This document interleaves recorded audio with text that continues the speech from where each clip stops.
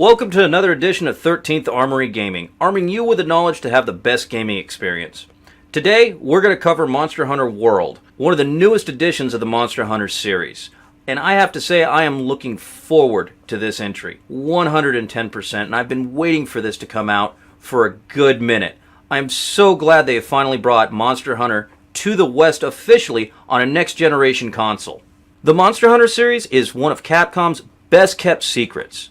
It started out on the PlayStation, then moved to the PSP, followed by a couple of Nintendo consoles at the time, finishing up on the Nintendo DS, and finally it's been brought to our next-generation consoles, the Xbox One and PlayStation 4, soon to be PC sometime in 2018 from the information we're getting. Monster Hunter is one of those games that's a great game all around and has such a huge following that Universal Studios Japan has a section of the park dedicated to Monster Hunter. One day I hope to go there. But without further ado, let's dig into the game. Let's start with the overview. You play as a humble hunter. You hunt monsters. You get quests to hunt these monsters down. Then you get materials from the monsters. From the materials you get, you make armor and weapons. That's it. Pretty rinse and repeat, standard RPG rules on it. Definitely fun, but what makes it so good? Well, Monster Hunter has a little bit of charm about it. There's different quests you can take from capturing or killing monsters. You have your sidekick Palico, which is basically a cat, and you take on quests to help the village or area you're in. Pretty cool game, pretty standard game. Obviously good gameplay, good graphics on it right off the bat, and it's something that's been continually going. We'll start digging down a little bit more into these things. Hopping into the storyline, as we covered before, you're with the Fifth Fleet. You're going to the New World to try to colonize it and explore and see what new monsters are there. Monster Hunter, as far as the series goes, has always been more about the gameplay and hunting monsters than it has been the story. That's not to say that the storyline hasn't made a vast improvement. When you enter the world of Monster Hunter, you do feel like you entered a new world. That's one thing that grabs you and pulls you in. You get to the village and you're able to look around. It's a working village. You can see the market, the canteen, the armory, your room, you even get your own room, and all the other characters roaming around and interacting, mainly a lot of NPCs. As far as the characters go, the main character is yourself. All the other characters that play a support role, such as the commander, the handler, they're given a basic name. You do see the handler a lot, and you get into a little bit of her story, but they're not really fleshed out, and that's been a constant thing in Monster Hunter. They really don't even have names with their characters, just titles and positions, which is okay, and I was hoping for the next generation consoles they'd work past that and get a little bit more deeper into it. Going into the actual world and the maps of Monster Hunter World, they're great. They look awesome, not only visually, but interacting with the world is awesome too. Monster Hunter World offers 5 different maps, each with its own charm, its own ecosystem, its own materials to gather. Every time you go to a different map, you are going to notice the difference, and they do look visually stunning. The graphics and the maps on the board, again, is something else that just helps draw you into that world of Monster Hunter. They look great. There's a lot to interact with, a ton of different smaller monsters to deal with, to gather materials with, as well as its local ecosystem of monsters. Going into the maps of Monster Hunter, they are well done. They look good, and they're easy to move around and navigate through, especially with the help of your scout flies. The ecosystem is great. That's one thing they were boasting about in this launch. Normally when you go on a map, especially the higher rank quests, they have 3 monsters on the board. Up to 1 that you're normally hunting, sometimes up to 3. And from there, they all interact with each other. They fight each other. They're not always coming after you. Sometimes they will sit and actually have a full-fledged battle right in front of you. They'll have a turf war. Does that happen a lot?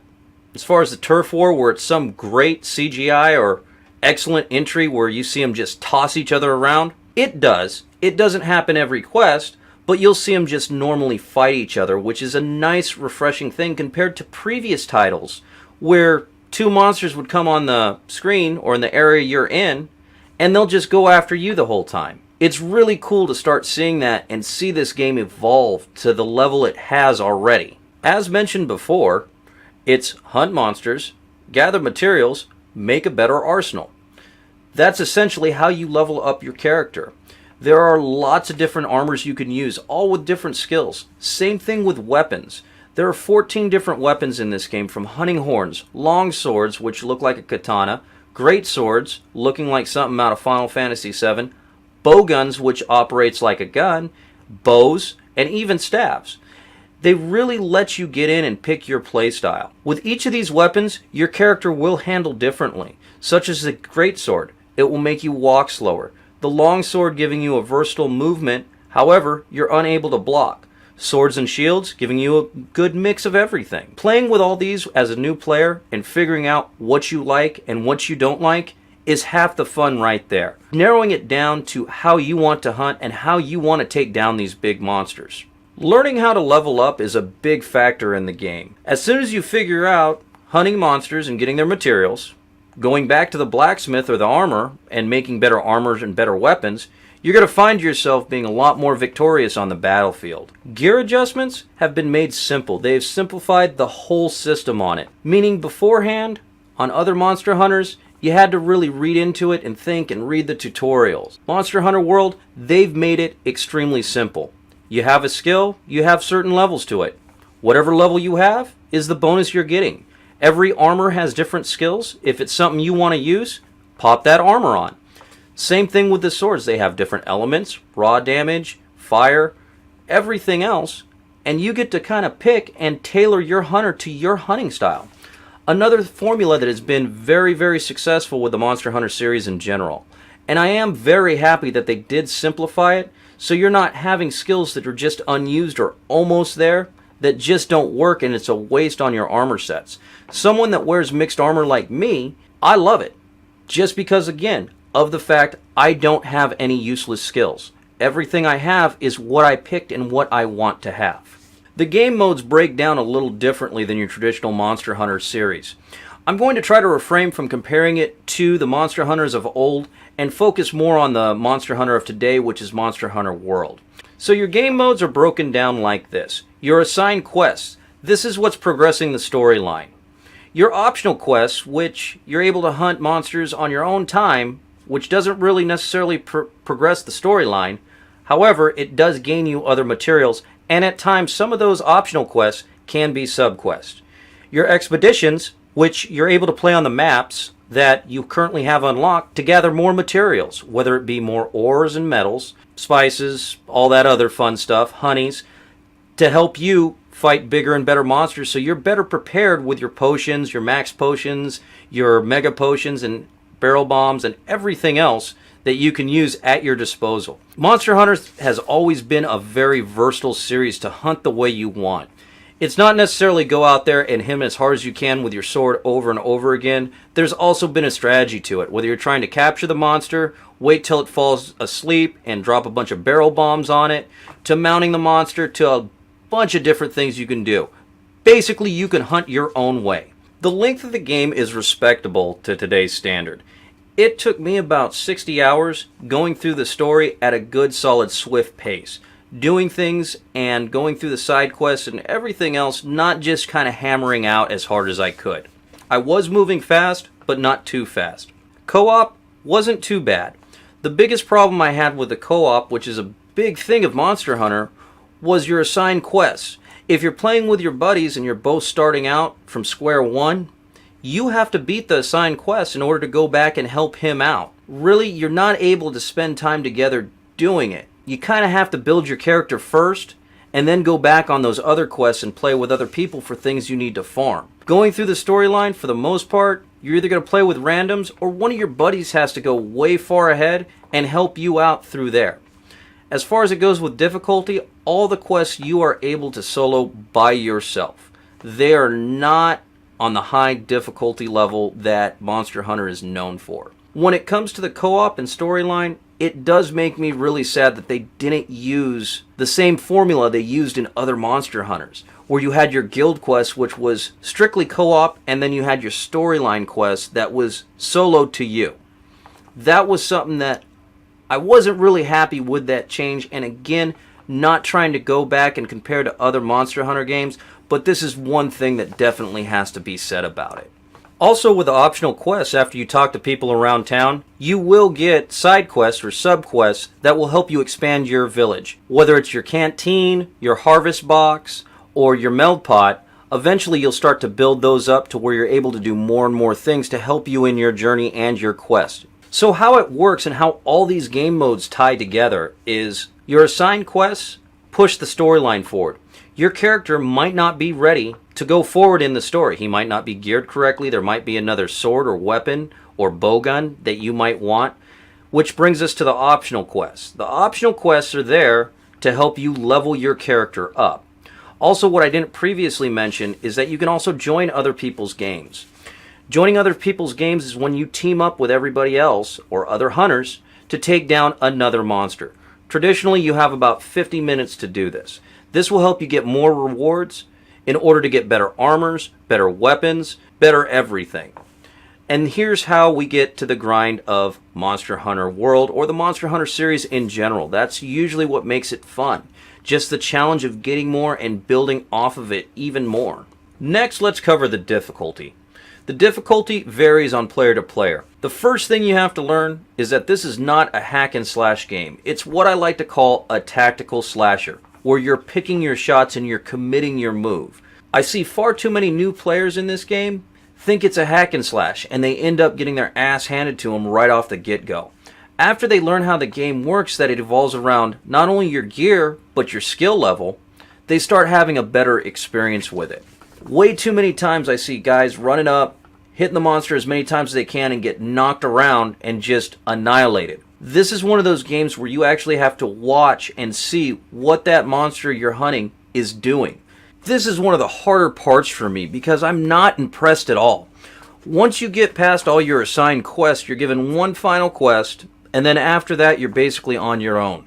They released tempered monsters, which, if you played Monster Hunter before, they're a weak apex monster, which their stats are supposed to be up, they're supposed to be a lot harder. They're really not. One thing with the Monster Hunter franchise, and again, I know I'm comparing to other games, usually that's when the Monster Hunter games would open up, when you beat the story quests, or you went to the guild hall, which there's no guild hall in this Monster Hunter World release. Nothing really to look forward to post-game. You can keep playing with your current character, but if it was easy for you throughout the whole game on your assigned quest, it's going to be really easy for you with a supercharged hunter with all the gear, stoked all the way up with the best weapons, and you're just going to smash through all the monsters. Currently, I'm at Hunter rank 40. From what I've read, right now at 50 you get to augment your weapons, and I'm hearing there's a couple other quests that open up that are more difficult. But again, missing that guild hall or that co-op only, or supposed to be co-op, where the monsters, their health is stacked up, their attacks are stacked up even more, it's just not giving you that satisfaction in slaying or capturing the monsters. Plus, on top of that, there's no new gear to make, which really eliminates one of the major steps for such a simplified game that is very addicting. But when you take one of those steps out, more stuff to craft, you're just beating the shit out of monsters and pretty much rolling over them and steamrolling them. There's no skill involved after that. There's really no difficulty on that, which is sad, and I was very disappointed when it came to post-game. However, post-game, that's not to say there aren't things to do. You could still go back in your previous optional quests and build up your canteen. You can build up other harvest box and other quests you didn't take. You also have investigations post-game that you can do that are supposed to be on the harder settings. To get your tempered monsters, and this was a big one for me, these are the harder monsters again, you have to go on expeditions and find tracks and trails and footprints that are just a little bit different than your regular ones. They're usually highlighted in blue. Good idea, bad execution. It really feels more like a chore than it does going through and actually finding these monsters and being excited about it. You're just randomly running around gathering materials if you need them, and if your sole purpose is to find those tracks, again, it feels like a chore. For the most part of post-game, how it feels is basically you're going back and getting the weapons and armor that you didn't get, or there was an armor set you really wanted and you just didn't get. You're going back, or you're taking on the investigation missions, or whatever it may be, just to get that particular armor set that you didn't get in your assigned missions because you didn't A, grind the monster enough, or B, you just want the set because you like collecting sets and weapons and all that other fun stuff. Going to the marketplace, such as the Xbox Store, do they have anything for downloads? Do they have any DLC? Right now, the Xbox Marketplace, how they have it set up, there is no paywall, which is awesome. And they really don't have a marketplace, which isn't necessarily a bad thing. They're not charging you for potions or extra things to help win the game or beat the game. What they are having is vanity items, which I'm always a big fan of vanity items. It doesn't change your gameplay. However, pause for effect, you're kicking back to the game a little bit. What this consists of right now is like a different outfit for your handler, named the Handler, and it has an outfit from Monster Hunter Generations.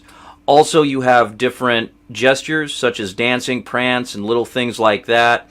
It has extra hairstyles, it has a couple tattoos, extra stickers, which that's okay. That is a good, to me anyways, that's okay, in order to generate a little bit more money for the game. As far as DLC goes, right now they have said they are going to release the Delevo, which is a hard creature. And forgive my pronunciation on that one, I'm horrible with monster pronunciations here. But they plan on releasing that in springtime, which is awesome. What I hope they do is that they continually expand on this game. It really reminds me of when The Division first came out, The Division Vanilla. Then they have their updates, version 1.1, 1.8, 2.1, and they just move their way up, always adding more game modes to the game and more things to do, which made The Division great post-game where it's at today with their latest update. Hopefully they do that in Monster Hunter because a lot of it is needed. So let's wrap it up with the summary right now. There's a couple things I want to say about this game, and especially I am a huge Monster Hunter fan. I love that game. It's definitely one of my top 3 games. Right now, how to look at this game, if you're brand new to the series, this is Monster Hunter World Vanilla. This is the vanilla version of Monster Hunter, meaning it doesn't have all the things. And again, how I said I'm trying not to compare it to previous titles. In this situation, you kind of have to. It doesn't have the guild hall, which again was the co-op place to go and fight those harder monsters and get better items and better loot and better armors to make because you were able to get those parts from your monsters. A lot of it is giving you an introduction into the game, which is awesome. I think Capcom made a smart decision of restarting the series as they did as Monster Hunter World because it's a good tick mark to bring everybody into this game. However, pause for effect. This is one of those things where you still have to add on. You can't throw it just out there and not expand on it and make the game more difficult. One thing Monster Hunter is definitely known for is its difficulty. It's just like Dark Souls. You don't play Dark Souls to beat it your first run. You play Dark Souls because you know you're going to die a lot. And it's going to be challenging. And it's going to be very rewarding when you do beat that game or beat that level or beat that boss. I didn't get the reward out of beating these monsters the way I did. It just wasn't rewarding. I didn't have any prep work to do. I didn't have any of that stuff. It was basically take a couple potions, take some mega potions, and go. Everything else was provided for me. I wasn't getting dropped off in the middle of nowhere with no supplies like they've done in every single Monster Hunter when you got to the high rank or even the G rank levels. And covering G rank, there is no G rank. I'm hoping what they do with this one is the same thing they've done with previous titles in the East, where they let the game play out, the basic Monster Hunter World play out, and then they release Monster Hunter World G to where it is difficult. And I hope they throw that guild hall in there, because I am a big solo hunter. I do enjoy going on high rank quests and soloing them by myself just to challenge myself. Hopefully they have a lot of DLC planned, which normally and traditionally with every single title they do, where they stay with the game for about a year, where they drop free DLC. And that is something definitely to mention about Capcom and their Monster Hunter series is that they don't charge for DLC. They drop new quests, they drop a lot of content for free throughout the year, which is awesome, and I hope they continue to do that.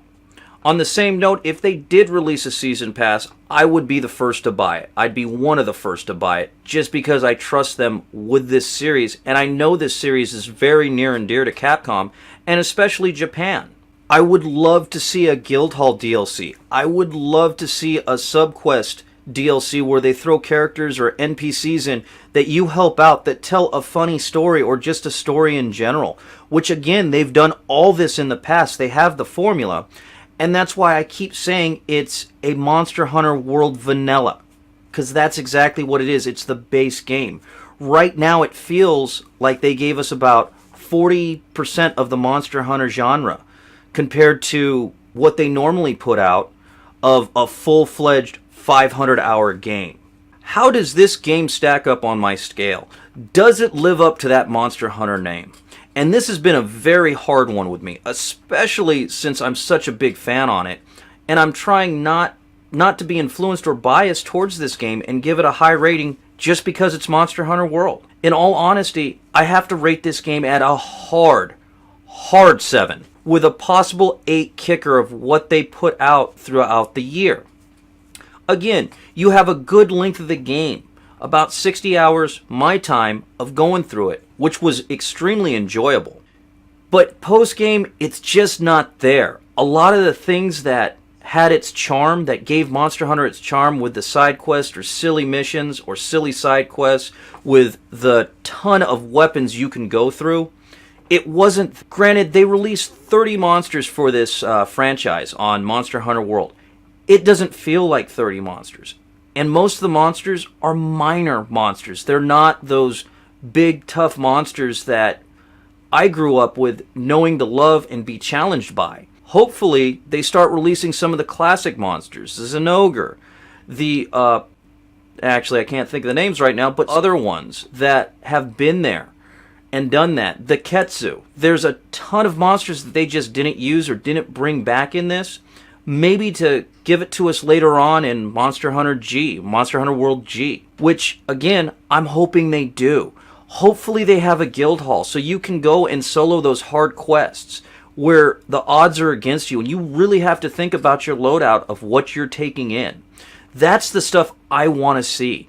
That's the stuff holding it back a little bit from it being an 8 or a 9 compared to the 7 rating that I'm giving it now, where it is a above average game. And they have made it pleasurable to play and enjoyable. And it is worth the $59.99 price tag it has on it. But again, as of right now, I'm looking at it as Monster Hunter World Vanilla, giving it the ability to get new players in and start from the beginning and not get overwhelmed right off the bat. You do have a lot of Monster Hunter veteran players that are saying, no, this is not Monster Hunter, this is too easy. And in all honesty, they are right as far as the skill level and the difficulty right now. But I'm looking at it as a bigger plot, a bigger thing going, that they're going to be able to get more players into it and enjoy it and keep it as a solid contender in the West, where we continually get these Monster Hunter games out, and they are going to be difficult, and we will get our Guildhall back, and we will get a ton of different monsters released. Again, this franchise has been around since when I started playing it was 2006, so over 10 years already. I'm sure it's been out longer than that. I don't have the exact date. But again, I get excited over this game. I love this game, and I want nothing but the best for it. But Capcom, you have to release a little bit more and go back to the traditional Monster Hunter of it being hard and an ass kicker. And when you're sitting there for 10 minutes planning what you're going to take, because you can only carry so much out on your mission to beat that monster. And give us the selection, give us all the weapons, expand it. Not just for the sake of expanding it, but the weapons you had out there. Give us all the armors too as well. Give us a huge selection of them so we can have those different and unique characters and use different armor for different situations. Again, comparing it, and I know it's harsh, but comparing it to the other Monster Hunter games, even Generations. There were times you had to go and fight monsters and you had to make sure you were wearing a certain armor set If not, you knew you were just going to get slammed and knocked around and get carted 3 times and fail the mission. Same thing with your weapons. You had to sit and pick your weapon wisely, rather than just going out with your best sword or your best club or your best whatever it may be. You got whatever the monster was weak to. If it was weak to poison, you used a poison weapon. Weak to lightning, you used a lightning weapon. In Monster Hunter World, unfortunately, you can just max out one sword, one weapon system, and go. That's about it. You're really not researching your monsters for their weakness or anything because of the skill level on it. Ultimately, I think Monster Hunter World has great potential. I think it's a good buy, especially if you're new to the Monster Hunter series. I hope they continue with the deal. They do have a lot to release and a lot to get it to that Monster Hunter level to be that true Monster Hunter that everyone knows it can be. And hopefully, with time, it will get there. My only fear is that they wait too long to get it to that time level. Thank you again, guys, for watching my review. I'm Spiky Spike. Over and out.